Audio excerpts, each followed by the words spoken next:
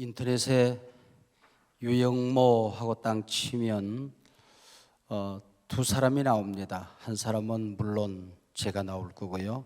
다른 한 분은 함석헌 선생의 스승이 되시는 다석 유영모 선생이 나옵니다.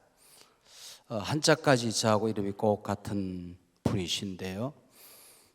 그분이 하신 말씀 가운데에 우리 대한민국 역사, 읽다가 울지 않으면 안 되는 역사, 울다가도 읽지 않으면 안 되는 역사, 괴테를 모르고 섹스피어를 몰라도 이 나라의 역사는 알아야 한다 하는 그런 말이 있습니다. 함석헌 선생의 뜻으로 본 한국 역사 서문에도 비슷한 말씀이 나오지요. 우리 민족의 역사는 성경이 아니면 해석이 안 되는 역사입니다. 우리 민족의 역사는 하나님의 뜻을 제하고 나면은 이해가 안 되는 역사입니다. 욥처럼 고난의 태산줄령을 넘어왔던 이 역사입니다. 930번 5천년 역사 가운데 오늘은 이놈에게 짓밟히고 내일은 저놈의 침략을 받고 이리 찢기고 저리 찢겼던 역사입니다. 그러면서도 한 번도 주권을 빼앗겨 본 적이 없습니다.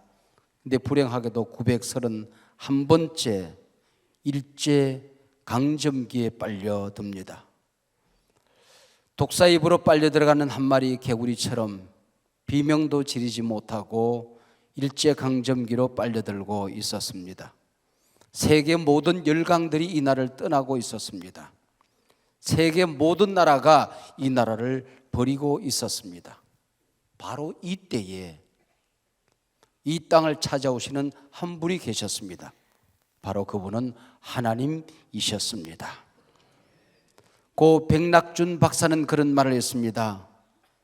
5천년 역사 가운데 가장 어려웠던 이 시기에, 가장 처절했던 이 시기에 하나님이 이 민족을 찾아오신 것은 마지막 때의 이 백성을 당신의 백성으로 삼으시기 위함이었다 하는 것입니다. 그래서 하나님이 보내준, 하나님을 대신하여 찾아왔던 수많은 선교사님들, 너무나도 어려웠던, 너무나도 아팠던 시기에 이 민족 가운데 찾아왔기 때문에 그들은 이 민족의 구원자가 되었던 것이죠. 세계 선교 역사가 많이 있습니다마는 복음이 전해지는 그때부터 신앙과 애국이 분리되지 않았던, 모든 애국자가 다 그리스도인은 아닙니다. 그러나 이 땅에 대한민국에서만큼은 모든 그리스도인은 모두가 애국자였던 것이죠. 그래서 우리 한국의 역사는 참 복받은 역사다 그렇게 생각을 합니다. 일제강점기, 우리 기독교 역사 가운데 가장 대표적인 사건이 있다고 한다면 3.1 독립운동이 아니었던가, 만세운동이 아니었던가 하는 생각을 하게 됩니다. 내년이면 3.1운동 100주년을 맞이하게 됩니다. 그래서 우리는 100주년을 그냥 보낼 수가 없는 거죠. 금년 3.1절은 99주년이 됩니다. 이 당시 우리 크리스찬 인구 1.4%, 1.3% 정확하게 말하면 한 20만 명 정도가 되었습니다. 그래서 만세운동을 펼칠 때에 33분의 민족 지도자가 있었습니다. 1.3%에 불과했다고 한다면 그 중에 한 명이 끼어 있어도 그건 영광스러운 일이었습니다. 근데 놀랍게도 절반 16명이 우리 그리스도인이었습니다. 33인의 주도적인 역할을 하신 분은 우리는 손병희 선생을 알고 있습니다. 그러나 손병희 선생은 거기 참석했던 33인 가운데에 가장 나이가 많은 어른이에 불과했던 것입니다. 좀 죄송하지만은 원탁에 둘러앉았습니다. 사인을 하기 시작합니다. 누구부터 시작할까요? 우리 제일 형님인 손병희 선생님부터 사인을 하시죠. 그래서 거기서부터 오른쪽으로 돌아가며 사인을 했기 때문에 손병희 선생이 제일 먼저 이름이 올라 있었던 것입니다. 이 모든 것을 주도했던 분은 남강 이성훈 선생이었습니다. 말하자면 우리 3.1 독립운동은 기독교 운동이었던 것이죠.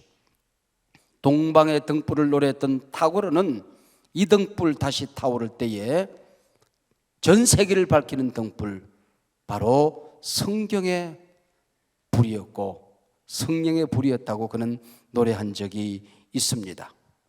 이 당시 천도교가 300만 정도 됩니다. 자그마치 우리 기독교인의 15배가 넘습니다.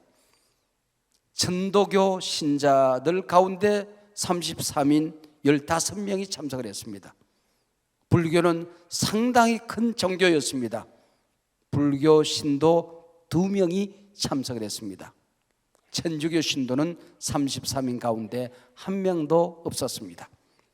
그만큼 독립은 하나님의 선물이었지만은, 해방은 하나님의 선물이었지만은 우리 기독교 지도자들이 눈물과 땀과 피를 뿌려서 얻어낸 열매였다고 하는 것이지요. 이 땅에 복음을 들고 왔던 우리 선교사님들은 세계 선교 역사상 가장 놀라운, 가장 훌륭한 선교사님들을 하나님이 이 땅에 보내주었던 것입니다. 언더우드, 아펜셀러, 그들이 와서 이 땅에 수많은 학교들을 세웠습니다.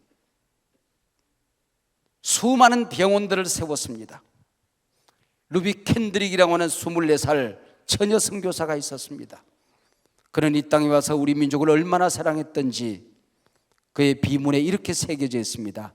내게 1000번의 생명이 있다면 이 1000번의 생명을 바로 한국인을 위해서 바치고 싶다. 헐버터라는 선교사님이 있습니다. 이분의 비문에는 그렇게 되어 있습니다. 나는 웨스트민스터 사원에 묻히기보다 한국 땅에 묻히고 싶다. 그는 독립운동에 앞장섰고 수많은 고문과 박해를 받고 투옥을 당하기도 했습니다. 정킨 선교사님은 한국말의 유창한 선교사님이었습니다. 그가 병들어 있었지만은 다음 부흥의 장소로 가서 찬바람 맞으며 복음을 전하다가 피를 토하고 쓰러져 죽습니다.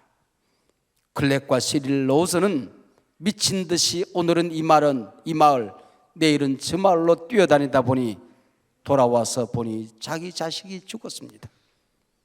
자식이 죽었지만은 묻히는 모습도 보지 못했고 아내가 죽고 잔비가 마르기 전에 또 약속된 장소를 향하여 달려갔던 선교사님입니다. 새벽부터 밤늦은 시간까지 병든 이민족의 우리 조상들을 치료하다가 쓰러져 죽는 윌리엄 홀 선교사님이 계십니다. 그때에 선교사님이 돌아가셨으니까 부인은 29살 사모님, 핏덩이 같은 아이를 안고 본국으로 돌아가 다시 그가 선교사로 이 땅에 나와서 최초의 여성 병원을 세우는 로제타 홀 사모님 선교사님입니다. 이런 분들이 계셨길래 오늘 우리에게 복음이 전해지게 된 것입니다. 우리 손에 들려진 이 복음, 오늘 우리 앞에서 불 꺼지는 모습을 우리는 두고 볼 수가 없는 것이지요. 이분들이 피 뿌려 우리에게 전해준 이 복음, 이것이 다시 침체되는 모습을 보고 우리는 가만히 있을 수가 없는 것이지요. 일제강점기 35년 그리고 6.25 그 이후 세계에서 가장 가난했던 이 나라 아니었습니까? 하나님이 아니 계셨다고 한다면 언제 우리 민족은 씨가 마르고 죽었을는지도 모르는 것이죠. 그래서 우리는 오늘 죽으면 어떡하나, 내일 죽으면 어떡하나, 오늘 밤에 잠들면 내일 아침에 눈 뜰 수 있을까, 이게 우리 민족의 걱정거리였습니다. 그래서 우리말에 죽겠다는 용어들이 참 많이 있어요. 뭐든지 죽겠다. 배가 고파서 죽겠답니다. 그럼 배불러서 살아야 되는데 배불러서 죽겠네 그럽니다. 슬퍼서 죽겠답니다. 그러면 기쁘면 살겠네 그랬는데 기뻐서 죽겠답니다. 무서워서 죽겠답니다. 그럼 재밌으면 살 것 같은데 무서워서 죽겠답니다. 심심해서 죽겠대요. 근데 또 바빠서 죽겠답니다. 이 죽겠다는 용어가 굉장히 많이 있습니다. 언제 죽으면 어떡하나 하는 걱정에 꽉 쌓여져 있었던 것이죠. 그리고 우리는 오늘 아침을 먹으면 내일 점심을 먹을 수 있을까? 오늘 저녁 먹으면 내일 아침 먹을 수 있을까? 먹는 게 그렇게 걱정입니다. 모든 인사가 아침 잡수셨습니까? 점심 잡수셨습니까? 저녁 잡수셨습니까? 진지 드셨습니까? 그게 바로 인사. 그게 인사라고 하는 것입니다. 여러분, 굿모닝 어떻게 번역하면 될까요? 아침 잡수셨습니까? 애프터 눈 점심 잡수셨습니까? 굿 이브닝 저녁 잡수셨습니까? See you again, 우리 밥 한번 먹자, 이렇게 번역합니다. 모든 게 먹는 걸로 통했습니다. 일본 사람들이 모든 고기를 다 살을 발라가지고 가지고 가버렸습니다. 근데 그 남은 것 가지고 우리는 얼마나 기가 막히게 요리를 해먹는 법을 배웁니까? 뼈다귀를 가마솥에 넣어서 푹 울려서 먹으면 뼈 속에 모든 걸 요만한 것 하나 남기지 않고 몽땅 다 빠져나올 때까지 울려 먹는 겁니다. 그들이 버리고 간 껍데기를 잘 발라가지고는 구워서 돼지 껍데기, 콜라겐을 뜯어먹고 살았습니다. 내장 뒤집어서 씻고 이리 씻고 저리 씻어서 당면 넣고 피까지 끓여서 집어넣습니다. 그걸 썰어 먹는 게 순대입니다. 여러분, 우리가 이렇게 먹고 살았어요. 우리 집에 아침에 제가 한 장 먹는 그 효소가 있는데 그게 바로 백초효소. 산과 들에 가서 100가지 먹을 수 있는 나무를 넣어서 효소를 만든 게 백초효소입니다. 우리 할머니들은 먹는 풀 100가지를 뜯어서 잡수셨던 것입니다. 먹을 것이 없으니까, 양식 다 뺏어갔으니까. 바닷가에 사시는 분들은 바닷속으로 들어가서 뜯어먹습니다. 김미역, 다시마, 대왕토, 매생이, 함초, 우뭇가사리, 감태파래, 꼬시랭이. 못 먹는 게 없어요. 여러분, 우리말에 먹는다는 말이 이렇게 많을 수가 없어요. 먹는 게 남는 겁니다. 너 맛 좀 볼래 그래요. 겁도 먹고 감동도 먹고 뇌물도 먹고 얼마나 챔피언 먹었어 그래요. 여러분, 키 큰 사람 보고 싱겁다고 그럽니다. 마셔봤나? 싱거운 게. 그는 맵게 생겼다, 짜게 생겼다. 어릴 때부터 항상 내가 듣던 말이 있습니다. 영모는 진국이야? 뭘 또 먹어봤길래 나를 진국이라고 얘기를 합니다. 여러분, 식은 죽먹기입니다. 까먹었다고 그러고 덩쳐먹고. 옛날에 어떤 도둑놈이 부잣집에 가서 나랏가마니를 딱 훔쳐가지고 나왔습니다. 망망 개가 짖는 바람에 담을 후딱 넘었는데 가난한 집입니다. 북으로 숨어들었습니다. 그리고 숨어서 가만히 숨죽이 있는데 개소리가 사라졌어요. 보니까 이 집에는 아버지 어머니가 없어요. 할머니가 어린 손자 하나를 데리고 사는 집입니다. 할머니가 애를 꼭 껴안고 얘야 이제 먹을 게 하나도 없다. 그랬더니 꽃만 녀석이 한숨을 푹 쉬면서 할매 똥이라도 먹어. 너무 불쌍해서 쌀가마니를 두고 가버렸어요. 나중에 알고 봤더니 할머니가 손주하고 심심해서 호롱불을 켜놓고 화투치기를 하고 앉았는 겁니다.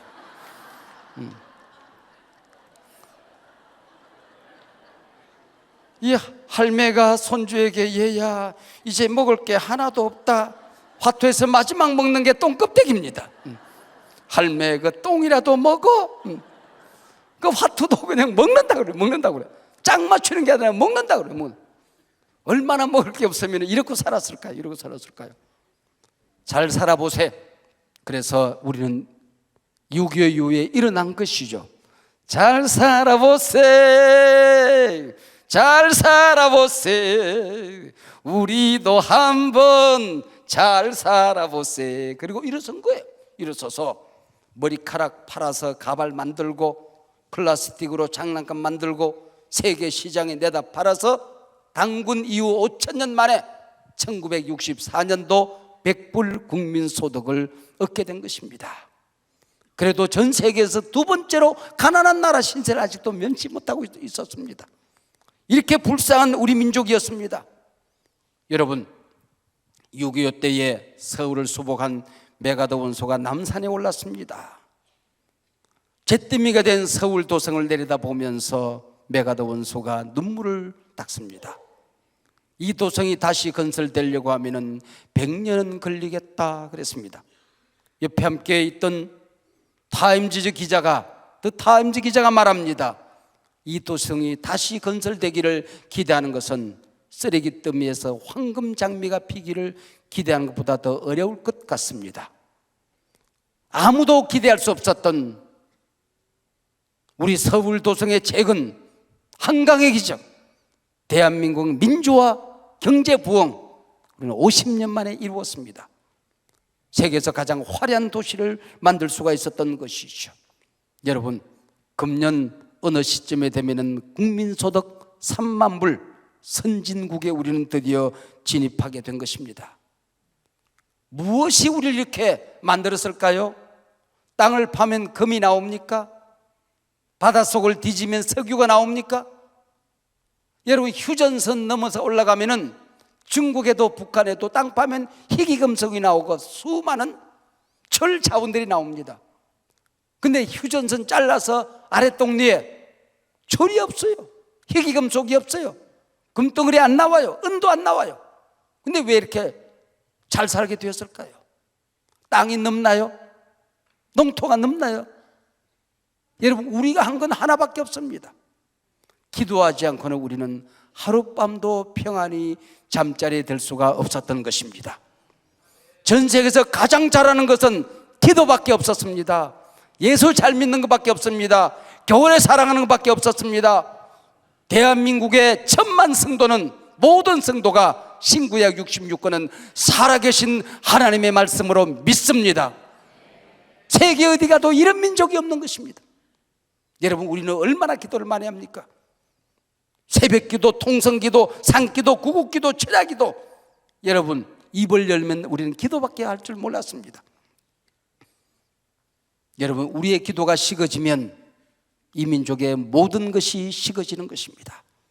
우리의 기도가 끝나면 이 백성의 모든 역사가 끝이 나는 것입니다. 여러분, 우리가 다시 말씀으로 돌아가면, 다시 뜨거운 기도가 우리 가운데서 일어나게 되면 이 골짝 저 언덕, 눈이 오나 비가 오나 스티로폼 깔아놓고 비닐 포대기 뒤집어 쓰고 이 나라 살려달라고 기도하던 구국의 기도가 살아나면 이 민족은 다시 일어납니다. 한국교회 다시 일어납니다. 가정들이 일어납니다. 우리의 자녀들이 세계 열방을 휘젓고 정복하는 시대가 일어나게 될 줄로 믿습니다. 여러분, 우리 민족이 사는 길은 이 길밖에 없는 거예요. 이걸로 일어섰습니다. 이거 끝장나면 끝장나는 거란 말이에요. 이거 다시 붙들면 우리는 다시 꿈꾸고 희망을 가질 수가 있는 것입니다. 제가 6.25 끝자락에 태어났습니다. 내가 6.25 끝자락에 태어나고 보니 3.1운동 때 20만이었던 우리 그리스도인들이 50만 정도가 된 것입니다. 내가 태어나기를 잘한 게, 내가 태어나고 나니까 나라가 달라지기 시작했어요. 농업국가가 공업국가로 바꿔졌습니다. 동양적인 가치, 중국이 절대적으로 영향을 미치던 모든 영향이 끝났습니다. 서양적인 가치가, 미국이 물밀듯이 우리 한국 문화를, 그리고 굶어 죽어가는 우리를 의정부 부대찌개가, 그리고 담요가 우리 가정에 배달되기 시작했습니다. 바로 여기에 기독교가 있었던 것이죠. 교회가 있었던 것이죠. 그래서 도시 공단화가 만들어지기 시작한 것입니다. 도시에 물밀듯이 사람들이, 농촌 사람들이 몰려들기 시작했어요. 이때 라디오에서 흘러왔던 노래가 있습니다. 너도 나도 금순이도 담보집을 샀다네, 뽕찌기 작작작작작작. 그래서 생긴 도시 가운데 하나가 안산 아닙니까? 안산이 그렇게 생긴 거라니까. 그래서 여기 와서 너무 힘들어서 안 산다. 그리고 살다 보니 잘 살게 되었잖아. 여러분, 안산이라는 도시가 안 산다. 그리고 살다가 잘 사는 도시가 안산이 된 거예요. 바로 여러분, 이런 사건들이 일어나게 됩니다. 이 물결과 함께 도시교회들이 전 세계를 깜짝 놀라게 할 만큼 교회들이 성장되기 시작했던 것입니다. 농촌교회가 못자리가 되어서 도시교회들이 성장되기 시작한 것입니다. 그리고 교회가 부흥되기 시작하는데, 제가 고등학교 졸업할 때쯤 되니까 150만 명이 그리스도인들이더라고요. 그리고 신학교회 갔습니다. 신학교회 가고 지금 성기는 한소망교를 개척할 때쯤 되니까 900만 그리스도인이 된 것입니다. 여러분, 이게 40년 만에, 내가 태어나고 40년 만에 18배가 성장한 것입니다. 2000년 기독교 역사에 절대로 있을 수 없는 어마어마한 일들이 이 나라에서 일어나게 된 것이죠. 그러나 불사 1997년 IMF를 겪으면서 우리 교회도 어려움을 겪었고, 교회를 섬겼던 많은 자영업자들이 무너지기 시작하고 한국교회 위기를 맞이하게 된 것입니다. 설상가상 전 세계를 뒤덮고 있었던 정신적인 지주가 기둥이 흔들기 시작했습니다.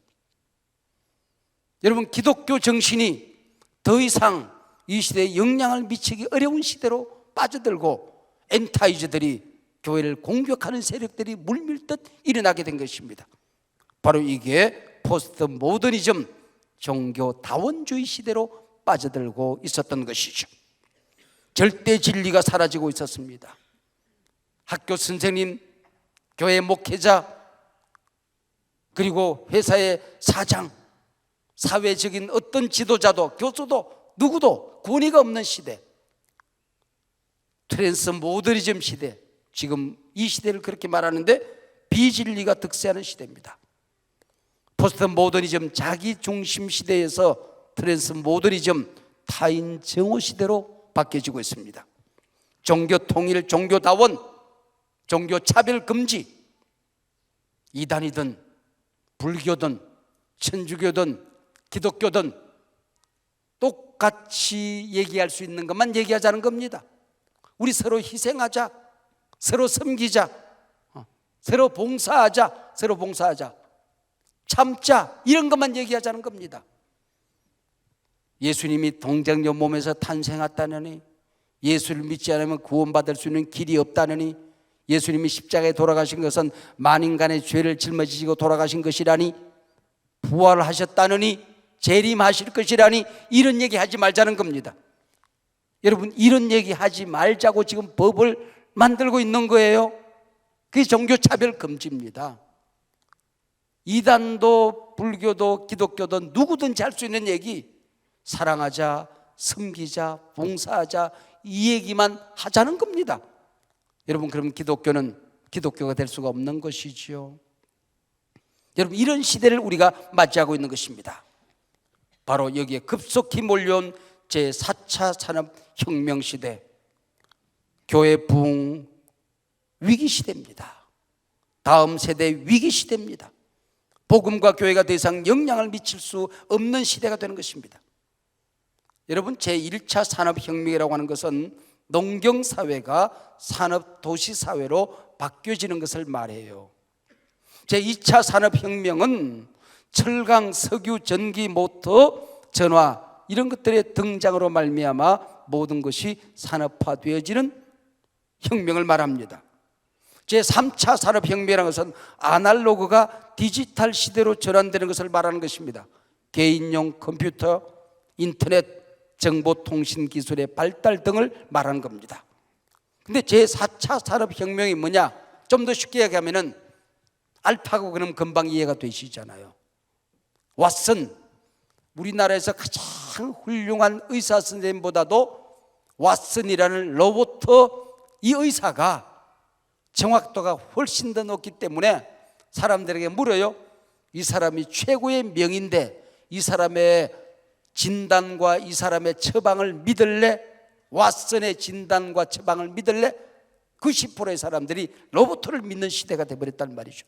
이게 바로 4차 산업혁명 시대입니다.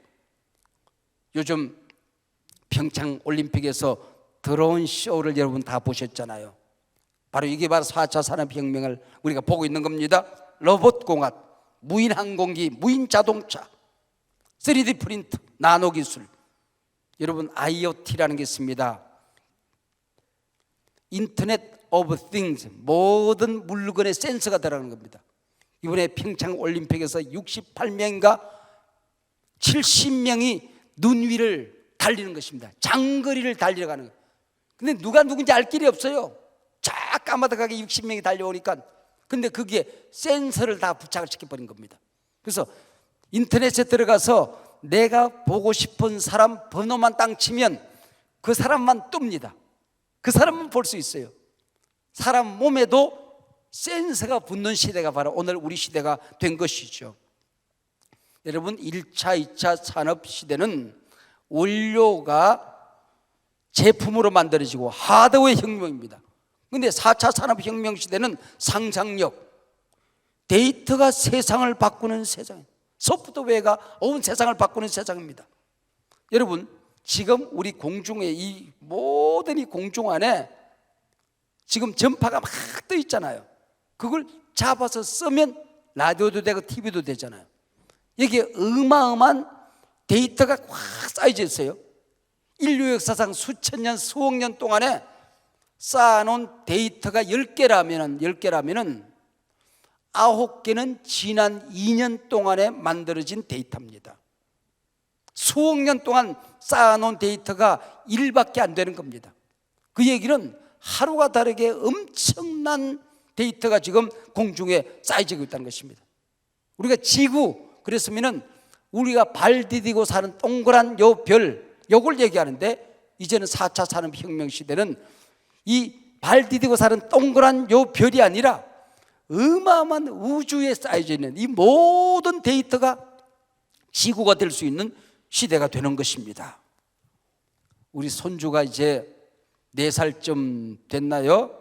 우리 손주가 청년이 되어서 직업전선에 나갈 때쯤 되면은 우리가 지금 가지고 있는 직업의 80%가 다 사라진 다음입니다. 80%는 우리가 듣지도 보지도 못했던 다른 직업들이 만들어지는 것입니다. 우리가 지금 밥 먹고 살아가는 이 직업은 20%밖에 남지를 않는 겁니다. 남지를 않는 거예요, 여러분.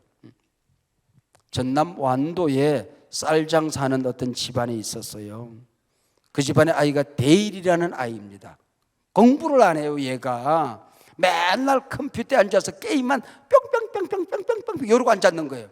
그래서 엄마가 맨날 부지깽이를 들고 따라다니면서 너 커서 뭐 될래? 커서 뭐 될래? 그러고 따라다녔어요.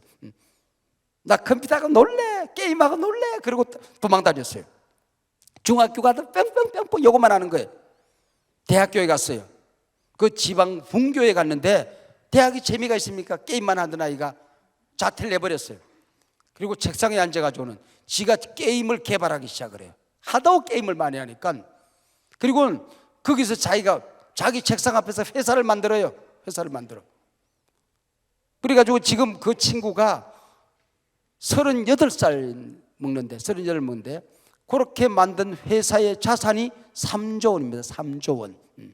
여러분이 하도 무식하니까 3조가 조가 얼마만한 게 모르니까 가만히 있지 이게. 여러분, 조가 얼마만한지 상상을 하면요, 3조 그러면 여기 몇 사람 기절해야 돼요. 기절해야 돼. 여러분, 이 게임만 하던 이 아이가 게임을 개발해서 회사를 만드는데 폴 어비스라는 이 회사를 만들고 김대일 사장이 된 겁니다. 여러분, 3조 게임 회사에 어마어마한 지금 부가가치를 만들어내고 있는 것입니다. 여러분, 근데 이 게임을 만드는 이 아이가 여러분 가정의 믿음을 가지고 자란 아이냐 아니면은 악한 영향력 속에서 자란 아이냐에 따라서 세상이 완전히 달라진다는 겁니다. 여기에 마귀가, 악마가 게임을 주도하고 있는 것으로 만들 것인지, 그 안에 하나님의 마음과 복음의 정신과 진리가 들어있을 것인지, 정의가 살아있다, 이 정신이 들어있을 것인지에 따라서 세상이 완전히 달라진다는 말이에요. 여러분, 세상이 이런 세상이 되고 있는 것입니다. 그래서 우리가 우리 아이들을 어떻게 축복하고 키워야 될 것인지, 우리 교회가 앞으로 우리 교회에서 자라는 이 아이들을 어떻게 우리가 섬길 것인지, 어떤 꿈을 줄 것인지, 여러분 전혀 다른 세상으로 우리가 치닫고 있다는 것을 깨닫고 살아야 되는 것입니다. 근데 불행하게도 우리가 아직도 거기에 대해 정신을 차리지 못하고 있다고 안타까워하는 사람들이 있어요. 우리나라 사람들이 아닙니다. 우리나라 정치 지도자들이 아니에요. 엘빈 토플러, 미래의 충격, 제3의 물결, 권력의 독, 부의 미래, 10년마다 한 권 베스트셀러를 내놓을 때마다 세상이 얼마나 급속하게 달라지고 있는가를 깨우쳐 주었던 예언적인 책들입니다. 물론 얼마 전에 세상을 떠나셨죠. 짐 로저스, 통일이 되면은데 모든 재산을 한국을 위하여, 대한민국을 위하여, 이 한반도를 위하여 투자하겠다고 말했던 짐 로저스, 이미 그들이 다 한국을 떠났습니다마는 그들이 말했습니다. 한국의 청소년들이 창의성이 망가지면서 하루에 15시간 학교와 학원, 코피가 터지도록 버스에 실려서 이리저리 끌려다니는 아이들 보면 안쓰럽기 그지없다. 점수로 줄 세우는 나라, 문제 푸는 기계들, 문과 이과를 나누는 유일한 나라, 한국이 다시 정신을 차려야 된다고 조언을 했던 것이죠. 노량진에 가면은 70만 취준생들, 여러분 취업 준비생들을 말한 겁니다. 40만 공시생들, 여러분 공무원을 준비하는 아이들 말입니다. 공딩 아이들이 있어요. 공딩이 뭔지 아세요? 고등학교 학생이 대학교 입시 준비를 하지 않고 공무원 시험을 준비하는 아이들을 말하는 겁니다. 이런 아이들이 지금 70만이 노량진을 왔다 갔다 뛰어다니고 있는 겁니다. 합격만 하면 평생 보장이 되죠. 공평한 기회입니다. 스펙이 필요 없어요. 인류대학 졸업장 필요 없어요. 여러분 합격만 하면 모든 것이 평생 보장되는, 여러분 얼마나 공평한 기회입니까? 가볼만 하죠. 그러나 창의적인, 도전적인 하나님의 세계 경영을 가슴에 끌어안고 이 민족을 바꾸기 위해서, 새 시대를 이끌기 위해서, 세계 열방을 가슴에 품기 위해서 달려가는 아이들이 아니라 이렇게 편안한 삶을 추구하는 데 목숨을 건다고 한다면 이거는 보통 심각한 것이 아닌 것이죠. 덕후라고 하는 말이 있습니다.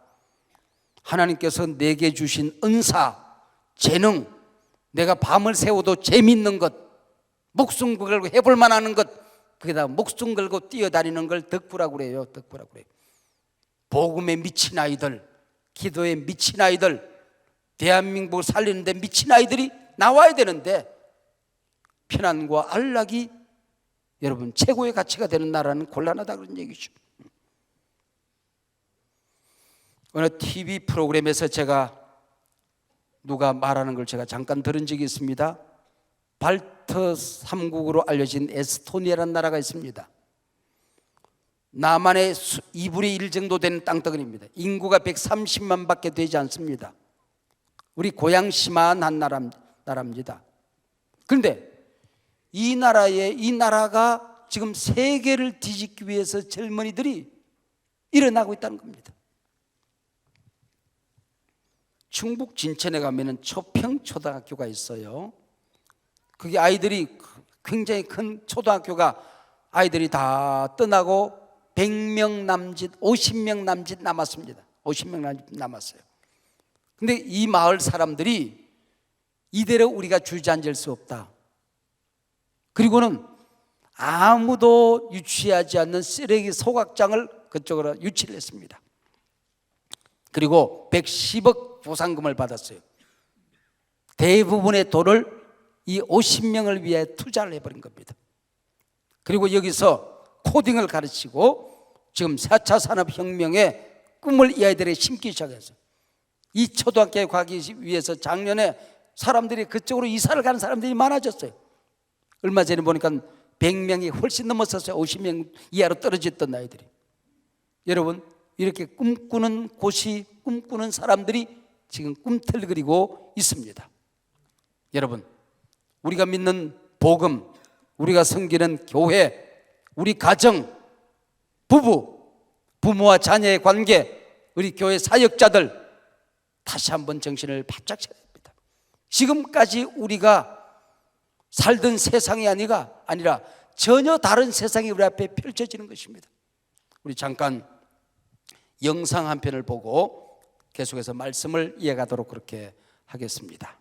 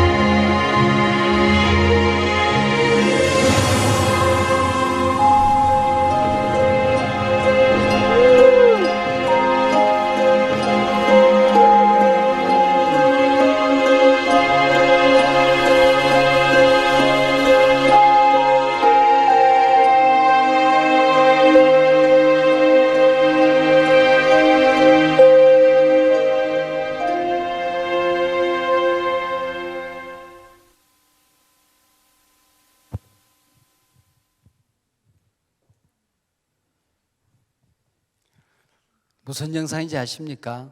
이게 바로 샹그릴라 호텔 광고 영상입니다. 여러분, 나그네 인생길 춥고 힘들고 외롭습니까?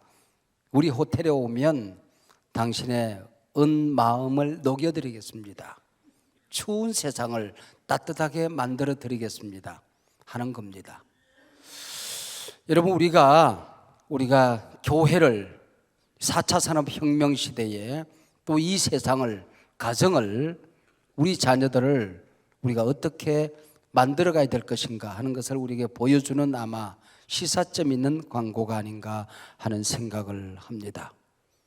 저 늑대가, 저 짐승떼들이 나그네를 찢을 수도 있을 것이고 저렇게 온몸을 녹여줄 수 있을 만큼 오히려 늑대가 친구가 될 수도 있는 거겠지요. 우리가 지금 말하고 있는 이 새 시대, 여러분 앞에 새 시대라는 글씨가 붙어 있는데 이 새 시대가 빛의 속도로 우리 앞에 다가오고 있습니다. 과학이 줄 수 없는, 세상이 줄 수 없는 것을 우리는 가지고 있어요. 여러분, 무인 자동차가 운전을 해서 안전하게 우리를 데려다 주겠죠. 그러나 운전하면서 옆에서 우리가 함께 주고받는 그 아름다운 대화는 사라지겠죠. 대화 사라지겠죠. 로봇가 청소를 할 때에 손잡아주는 따뜻한 온기는 없는 것 아니겠습니까? 여러분, 성령이 마지막 날에 임하게 됐을 때에 세상이 줄 수 없는 것을 우리는 줄 수 있어야 된다는 것입니다. 마지막 날에 내가 주의 영으로, 그 뒤에 가면은 자녀들은 예언할 것이요 청년들은 환상을 보고 아비들은 꿈을 꾸리라 주의 영이 임하면 하는 노래가 있잖아요. 그런 성경 말씀이 있잖아요. 초등학교 아이들이 예언을 한다는 거예요. 예언을 한다는 것입니다.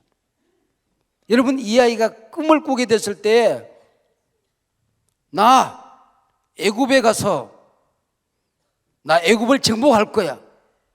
나 워싱턴에 가서 세상을 정복할 거야. 엄마가 병들어 누워있을 때에 엄마 걱정하지 마. 내가 의사 돼서 엄마 병 다 고칠 거야. 이 세상에 아픈 사람 다 고쳐버릴 거야. 자기 인생에 대한 예언을 하는 아이가 생겨나는 겁니다. 힘들겠다, 못 살겠다, 미치겠다, 죽겠다, 환장하겠다, 뒤지겠다. 여러분, 이런 말을 하는 아이가 아니라 자기 인생에 대한 긍정적인 예언을 하는, 우리 민족에 대한 긍정적인 예언을 하는, 미래 세계에 대해서 긍정적인 예언을 하는, 이 세상을 바꿔낼 꿈을 꾸는 아이들이 일어나게 된다는 것입니다. 여러분, 우리 가정의 자녀들 가운데, 우리 집의 손주들 가운데에 내 자식이 어렵사리 낳은 그 자식 하나가 요셉처럼 세상을 바꾸는 아이로 예언을 하게 된다는 거예요. 그리고 청년들이 환상을 보는 것입니다. 이 공중에 무한히 널려있는 이 4차 산업혁명에 이 무한한 자원들을, 데이터들을 복음으로 이용하는, 세상의 변화로 이용하는, 민족을 바꾸는 자산으로 만들어내는 인물들이 일어나게 된다는 것이에요. 된다는 겁니다. 여러분, 회사를 차리는데 이 스마트한 4차 산업혁명의 데이터를 이용해서 지금 기업을 만들어내는 젊은이들이, 환상을 본 젊은이들이 있어요. 세계 50대 기업을 소개했습니다. 우리나라에는 50대 기업 가운데 한 회사가 들어가 있습니다. 삼성, LG, 현대가 아닙니다. 쿠팡이라는 회사입니다. 쿠팡이라는 회사. 44위입니다. 여러분, 이 그냥 공중에 떠 있는 이 어마어마한 데이터를, 자원을 그건 내 걸로 만들어 쓰면 되는 겁니다. 연결시켜 주는 겁니다. 여러분, 이걸로 지금 새로운 세상을 만들어내는 인물들이 있는 거죠. 아비들이 꿈을 꾸는 세상. 야, 이게 지금까지 살아보지 못한, 한 번도 내가 느껴보지 못한, 지금까지 내가 기도해보지 못한, 여러분들의 거룩한 손을 들어서 교회에서 힘든 일은 못하지만은 거룩한 손을 들어서 꿈을 꾸는 아비들이 일어나게 되는 것입니다.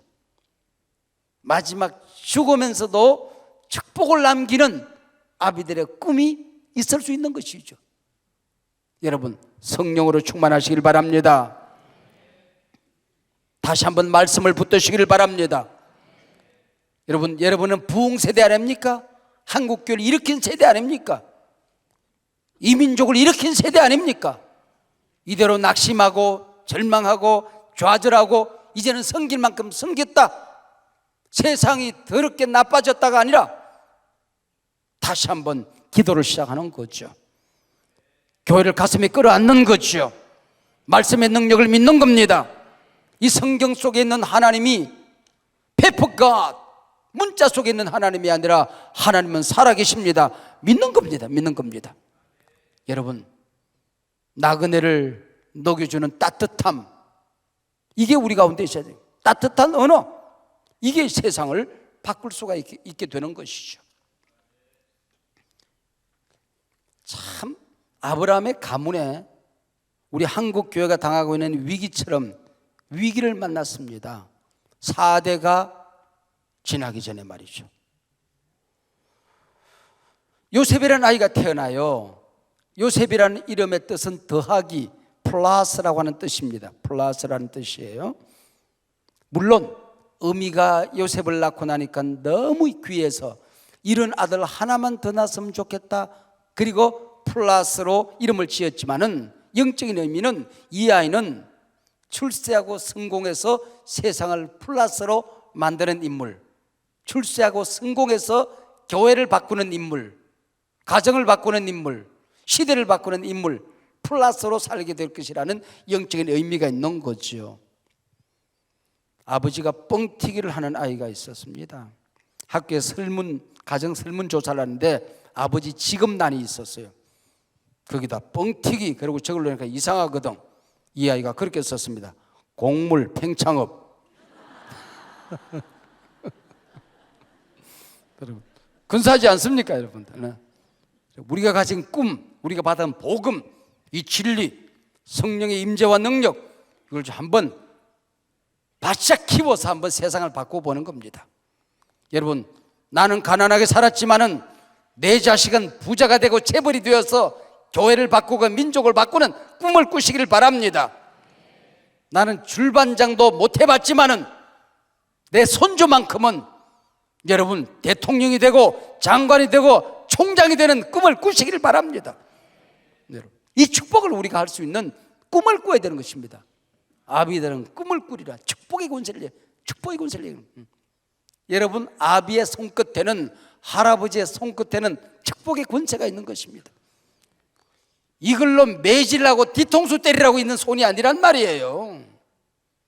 이 손끝에 축복의 권세가 있는 것입니다. 여러분들이 축복한 대로 가문에 복이 임하게 될 것입니다. 요셉은 이 꿈을 꿉니다. 이 꿈을 꿔요. 요셉이 태어나고 나니까 콩가루 집안이에요. 콩가루 집안. 자기를 낳아준 어머니 외에 또 다른 어머니가 셋이나 있네. 형님들이 열이라서 좋아하고 보니까 분위기가 이상해. 열놈 다 배가 다르대. 믿음의 조상 집안에서 태어났는데 믿음이 없어. 천사의 집에 천사가 없고 빈대떡에 빈대가 없듯이, 붕어빵에 붕어가 없듯이, 복에 거는 집안에 태어났는데 복이 없어. 총각김치에 총각이 없고 칼국수 칼이 안 들었듯이. 여러분, 그러나 꿈을 꾸는 것입니다. 꿈을 꾸고 수없는 어려움이 있었죠. 아버지가 입혀준 채색옷은 찢겨집니다. 물 없는 우물 속에 던져집니다. 말이 통하지 않은 미대한 장소꾼에게 팔려갑니다. 종살이합니다. 감옥에 들어갑니다. 유혹을 이겼다는 것 때문에. 꿈을 해석하고 술 맡은 관원장이 감옥에 나오지만은 잊혀진 요셉을 잊었더라. 그걸로 감옥에 갇혀 있는 거죠. 요셉이 어떤 꿈입니까?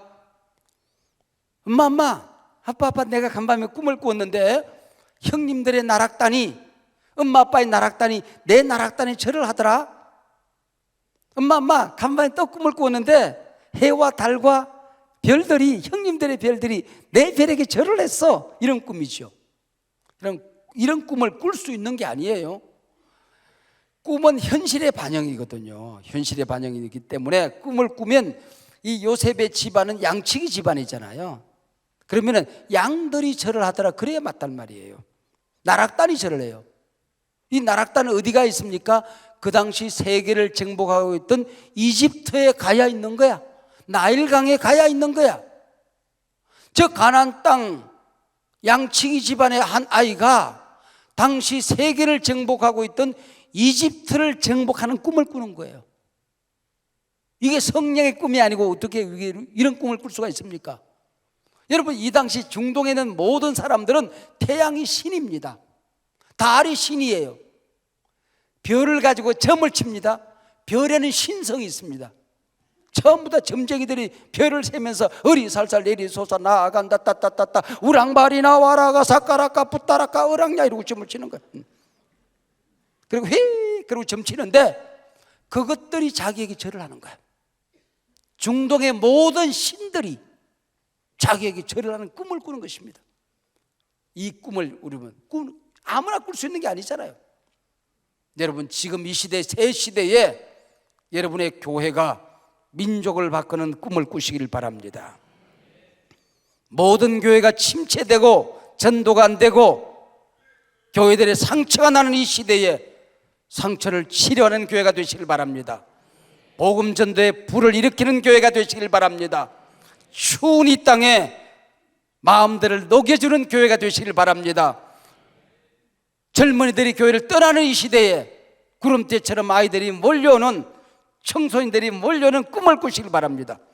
우리 교회가 살아야 한국 교회가 산다. 우리 교회가 일어나야 한국 교회가 일어난다. 우리 교회가 불 붙어야 한국 교회 불 붙일 수 있다. 이 꿈을 꾸는 거, 이 꿈을 꾸는 것입니다. 이 꿈을 꾸어야 일어나는 거예요. 이 꿈을 꾸어야 일어나는 것입니다. 이 꿈을 꾸는 거. 여러분, 기도원이 꿈을 꾸는데 하나님의 사자와 실험을 하는데 양털을 숲속에 갖다 놔요. 근데 양털에만 이슬이 내려요. 이 사막에서 한쪽에만 이슬이 내리는 게 있을 수 없는 일이잖아요. 다른 데는 다 바짝 말랐어요. 또 갖다 놨더니 양털에는 이슬이 내리잖아요. 다른 데만 다 이슬이 내린단 말이에요. 여러분, 전 세계가 다 어렵다 힘들다 죽겠다 미치겠다 완장했다 그러지만은 성령님이 함께하면, 기도하면, 우리가 서로 사랑하면, 교회 가슴에 끌어안으면, 민족을 품으면, 성령이 주시는 비전을 받으면, 사명을 받으면 성령의 이슬이 내립니다.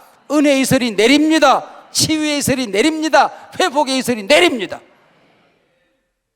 성령이 떠나면 여러분, 전 세계가 다 질퍽거리는 은혜가 있어도 한 나라는 망하는 거예요. 한 나라 망하는 거예요. 교회는 일어날 수가 없는 거예요. 가정은 몰락하는 겁니다. 성령으로 충만하시기를 바랍니다. 요셉이 꿈을 꾸고 일어나서 감옥에서 나오잖아요. 사번의 빠네야, 네가 세상을 바꾸라. 네가 세상을 바꾸라.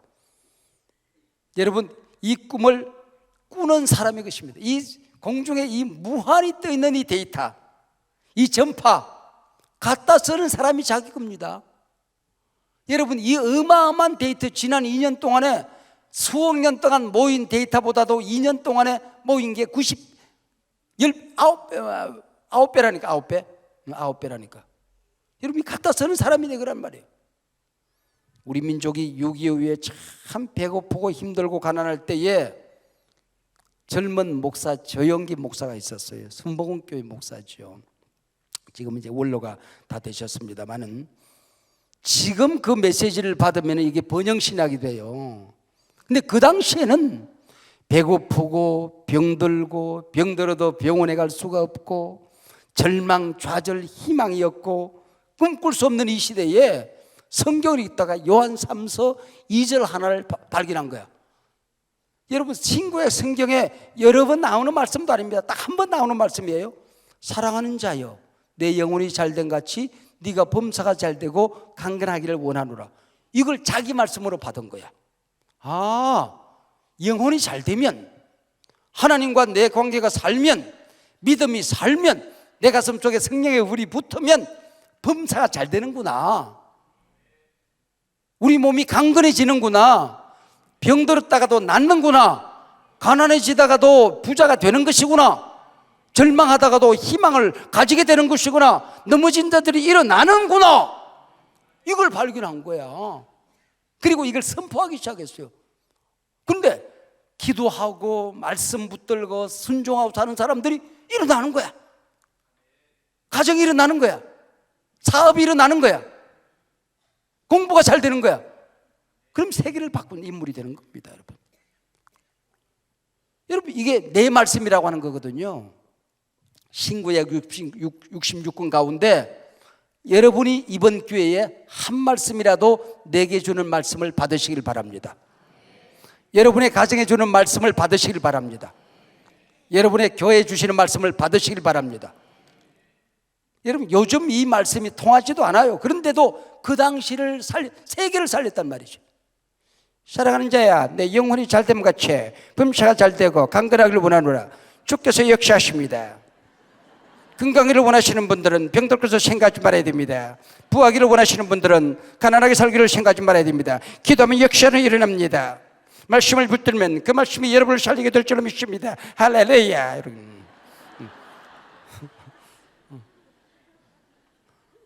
여러분, 그 말씀 한 말씀을 붙들고 살아.